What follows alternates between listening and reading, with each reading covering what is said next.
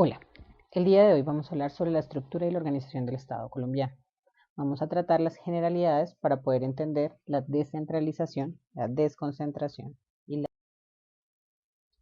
Dentro de los principios básicos de la organización estatal, es importante mencionar que el barón de Montesquieu desarrolló la idea de que el poder público no era realmente un solo poder, sino que era necesario distinguir claramente tres poderes separados: el legislativo, el ejecutivo y el judicial. Le correspondían respectivamente las funciones de dictar las normas generales, aplicarlas y resolver los conflictos que resultaran de esta aplicación. El Estado colombiano tiene una estructura definida, una organización y unas relaciones de Estado, territorio y habitantes, las cuales son necesarias para la conformación y funcionamiento del Estado. Colombia, igual que la mayoría de los estados del mundo, tiene como base indispensable de su democracia la separación de poderes en tres poderes independientes, autónomos y equilibrados entre sí y mutuamente respetuosos de las atribuciones del otro. Estos son el poder ejecutivo, el poder legislativo y el poder judicial. En su artículo 113, la Constitución Política de 1991, siguiendo el principio de la división de poderes, establece que son ramas del poder público la legislativa, la ejecutiva y la judicial. Además, existen otros órganos autónomos e independientes que contribuyen al cumplimiento de las demás funciones del Estado, de manera separada, pero colaborando armónicamente para la realización de sus propósitos. Son ellos los organismos de control, la organización electoral y la organización territorial. Vamos a ver entonces en la estructura de división de poderes que la rama legislativa está representada por el Congreso, tiene las funciones de formular leyes, ejercer control político sobre el gobierno y reformar la Constitución. La rama ejecutiva está representada por el presidente en el caso colombiano y tiene la función de planificar, orientar, impulsar y ejecutar lo establecido en la Constitución y las leyes. La rama judicial está representada por las Cortes y los tribunales.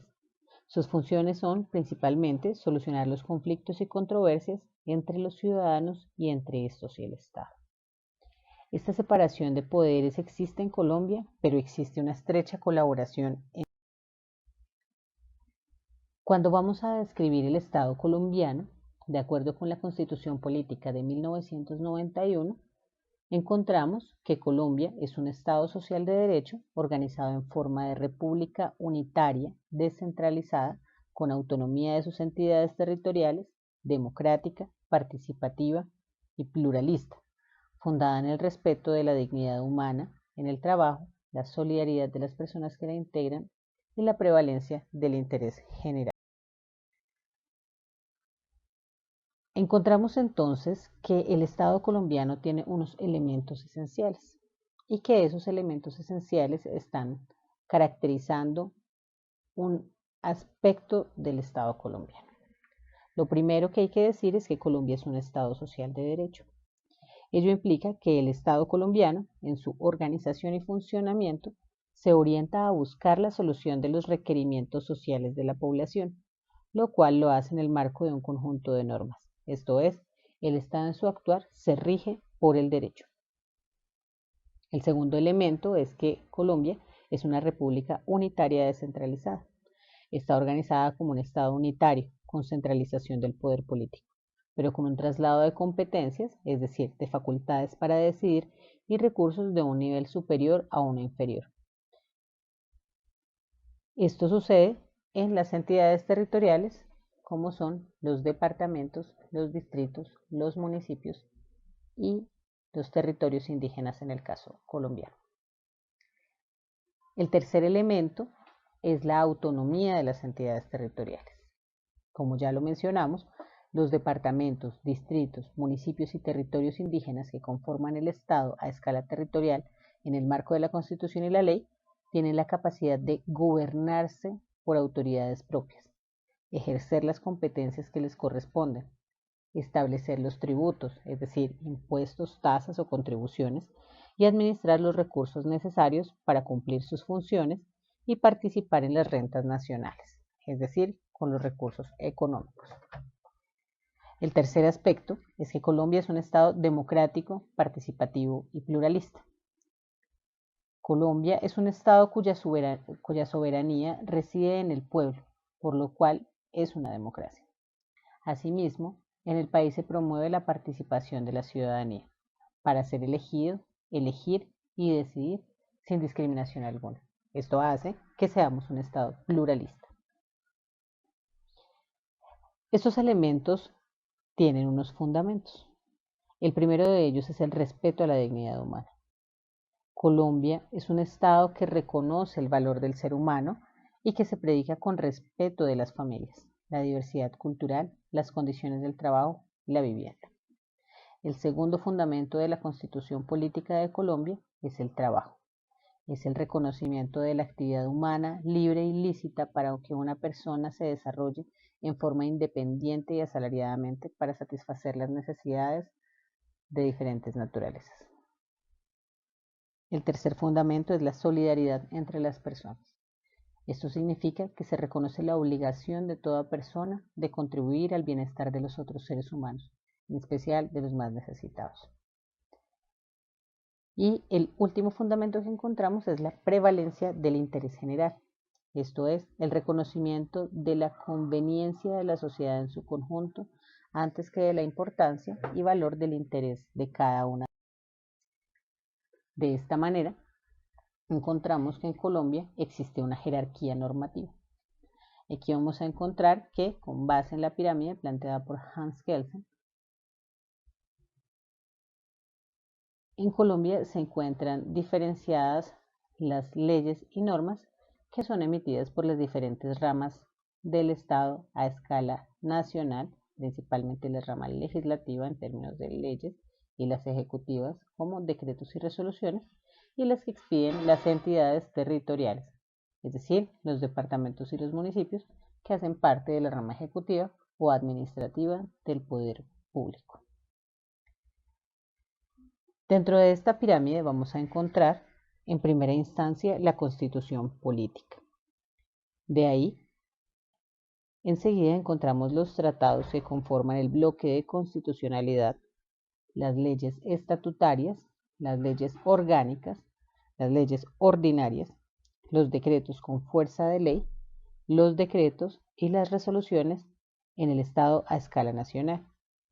A escala territorial vamos a encontrar entonces las ordenanzas departamentales, los decretos con fuerza de ordenanza, los decretos y las resoluciones. Esto a nivel de departamentos. A nivel de municipios vamos a encontrar los acuerdos municipales, los decretos con fuerza de acuerdo, los decretos y las resoluciones. En Colombia, la rama judicial juega un papel clave en la interpretación, la implementación de la Constitución y las leyes, por lo cual, a través de sus fallos, puede llevar a modificaciones de orden legal o administrativo por parte de las ramas legislativa y ejecutiva respectivamente, para conformar lo que llamamos la línea jurisprudencial. El Estado tiene una función administrativa. En un Estado unitario como el colombiano, si bien existe una división de poder, es evidentemente la preeminencia de la rama ejecutiva o administrativa, dado que a través de estas se diseñan, implementan y controlan las acciones orientadas a cumplir los fines esenciales del Estado. De tal manera, en el artículo 209 de la Constitución Política de 1991 se establece que la función administrativa está al servicio del interés general. ¿Pero qué es entonces la función administrativa? La función administrativa es el conjunto de tareas desempeñadas por las autoridades públicas y por algunos particulares autorizados por el Estado que hacen parte de la rama ejecutiva o administrativa del poder público. De acuerdo con la Constitución, la función administrativa se desarrolla mediante las siguientes herramientas: la desconcentración, la delegación y la descentralización. La desconcentración, la delegación y la descentralización son entonces los principales instrumentos con los que cuenta la administración para ejecutar sus tareas y atenuar la excesiva concentración del poder, lo que conocemos como centralización. Vamos a encontrar en estas definiciones que existen unas palabras claves. La primera es ¿qué es una competencia? La competencia es una facultad para poder hacer algo y que es asignada a una entidad u organismo por la Constitución o la ley. La segunda palabra clave que hay que tener en cuenta es la función. Esta es la tarea que le corresponde realizar a un organismo, entidad o persona, la cual se desprende de las competencias atribuidas a los mismos. Así llegamos a las principales características de la función administrativa del Estado colombiano. La primera que describiremos es la desconcentración. Esta desconcentración tiene como idea principal trasladar dependencias del centro a la periferia del territorio. Encontramos que la desconcentración es la radicación de competencias y funciones en dependencias ubicadas fuera de la sede principal del organismo o entidad administrativa, sin perjuicio de las potestades y deberes de orientación e instrucción que corresponde ejercer a los jefes superiores de la administración. Esto lo encontramos en el artículo 8 de la Ley 489 de 1998. Las principales características de la desconcentración son entonces, primero, que las funciones continúan en cabeza del organismo o entidad nacional. Y la segunda es que algunas de estas funciones son desempeñadas por representantes de dichos organismos y entidades quienes se desplazan físicamente a diferentes partes de la geografía nacional. Encontramos dos tipos de desconcentración: la territorial y por funciones. La territorial es el traslado de funciones de la ciudad capital hacia otras ciudades del país. Encontramos, por ejemplo, las regionales del Servicio Nacional de Aprendizaje del SENA.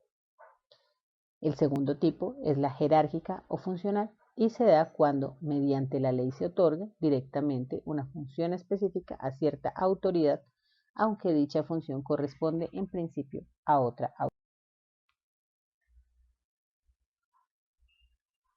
La delegación. La idea principal en la delegación es asignar el poder de decisión a una persona o entidad ubicada en un nivel jerárquicamente inferior. Se define entonces en la transferencia por la autoridad administrativa, entiéndase presidentes, ministros, gobernadores o alcaldes, del ejercicio de sus funciones a sus colaboradores o a otras autoridades con funciones afines o complementarias. Encontramos esta definición en el artículo 8 de la Ley 489 de 1998. Dentro de las características principales de la delegación encontramos, primero, que se realiza mediante un acto llamado de delegación, es decir, un documento escrito donde consta qué funciones se delegan. Lo segundo es que puede darse entre personas naturales o jurídicas, entiéndase, entidades. En tercer lugar, existe una persona que se delega, que es el delegante, y otra a quien se delega, que es el delegatario. La delegación, de acuerdo con la jurisprudencia, no exime de responsabilidad al delegante. Los organismos y entidades administrativas nacionales pueden delegar funciones a entidades descentralizadas por funciones o a entidades territoriales, para lo cual se debe celebrar convenios que fijen derechos y obligaciones. Por último, encontramos la descentralización. La descentralización tiene como idea principal la transferencia de competencias, funciones y recursos, es decir, una reasignación del poder de una escala jerárquicamente superior a una inferior. Esta descentralización consiste en la transferencia o entrega de componentes y o funciones administrativas y recursos a personas públicas creadas por el poder central del Estado para que ellas ejerzan en su propio nombre y bajo su propia responsabilidad dichas funciones. Dentro de las principales características de la descentralización, decimos primero que se otorgan competencias y funciones que son propias de la entidad a la cual se descentraliza, es decir, diferente de la desconcentración, donde la nación, aunque traslada funciones, es la que decide por intermedio de un agente. El segundo aspecto es que se otorgan o transfieren facultades, es decir, competencias y tareas concretas, funciones, de las cuales se desprende la escala central de gobierno, es decir, la nación, para que las cumpla otra persona jurídica pública de carácter territorial o por servicios. Encontramos entonces dos tipos de descentralización. La primera, especializada por servicios, territorial. La descentralización especializada o por servicios es la transferencia de competencias y o funciones y recursos a una persona pública de carácter técnico o especializado. Esta descentralización especializada es el proceso mediante el cual se conceden competencias y o funciones y recursos a entidades que se crean por ley o por autorización de la misma con el fin de resaltar una actividad especializada. Las principales características de la descentralización especializada son, primero, que encuentra su origen en la necesidad de especialización y tecnificación por parte del Estado para el ejercicio de sus competencias y funciones. Segundo, que se designan algunas responsabilidades estatales a entidades creadas exclusivamente para que las ejerzan de manera más técnica y especializada. Por ejemplo, un establecimiento público como la Escuela Superior de Administración Pública, que fue creada esencialmente para capacitar a los funcionarios públicos. Dentro de las entidades descentralizadas por servicios encontramos establecimientos públicos, empresas industriales y comerciales del Estado y sociedades de economía mixta. Dentro de la descentralización territorial encontramos que esta es la transferencia de competencias y o funciones y recursos a una persona pública que ejerce su jurisdicción sobre una sección del territorio nacional. Es decir, que esta es el mecanismo mediante el cual se otorgan competencias o funciones administrativas y recursos a las entidades territoriales. Recordemos que son los departamentos, los municipios y los territorios indígenas para que las ejerzan en su nombre propio y bajo su propia responsabilidad, brindándoles cierta autonomía para que se manejen por sí mismas. Las principales características de la descentralización territorial son, lo primero, que contiene aspectos políticos, es decir, que implica un mayor grado de participación de la comunidad en la toma de decisiones. La elección popular de gobernadores y alcaldes como mecanismo de participación ciudadana es un elemento muy importante. El segundo aspecto es el administrativo, que comprende las transferencias, el traslado de competencias o funciones y recursos a las entidades territoriales. Y el tercero es que tiene unos aspectos fiscales de las entidades territoriales para tomar decisiones sobre sus propias finanzas. Y evidentemente participar de las rentas nacionales. Entre ellos, entonces podemos destacar que las entidades territoriales son los departamentos, los distritos, los municipios y los territorios.